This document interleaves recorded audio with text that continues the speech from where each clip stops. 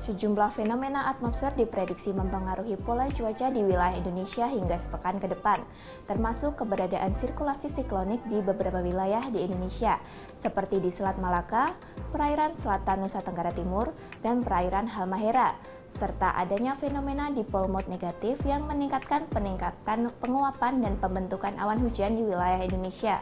Selain itu, aktivitas Madden-Julian Oscillation atau MJO yang saat ini aktif di wilayah barat dan tengah Indonesia, ditambah dengan gelombang Rossby dan Kelvin, turut memicu terjadinya hujan dengan intensitas tinggi di berbagai wilayah. BMKG menghimbau masyarakat untuk tetap waspada terhadap potensi cuaca ekstrim yang mungkin masih akan terjadi di sejumlah wilayah di Indonesia sepanjang minggu ini. Pada episode kali ini kita akan membahas terkait siap siaga hadapi potensi cuaca ekstrim hingga sepekan ke depan. Bersama saya, Sekar Anggreni, berikut kita simak informasi selengkapnya. BMKG memantau adanya sejumlah fenomena atmosfer yang diperkirakan mempengaruhi pola cuaca di Indonesia selama sepekan ke depan. Fenomena ini berkontribusi pada peningkatan pembentukan awan hujan di berbagai wilayah. Berikut adalah dinamika atmosfer yang perlu diperhatikan. Dipole mode negatif berlangsung konsisten. Fenomena ini meningkatkan pasokan uap air dan memperkuat curah hujan di wilayah barat dan tengah Indonesia.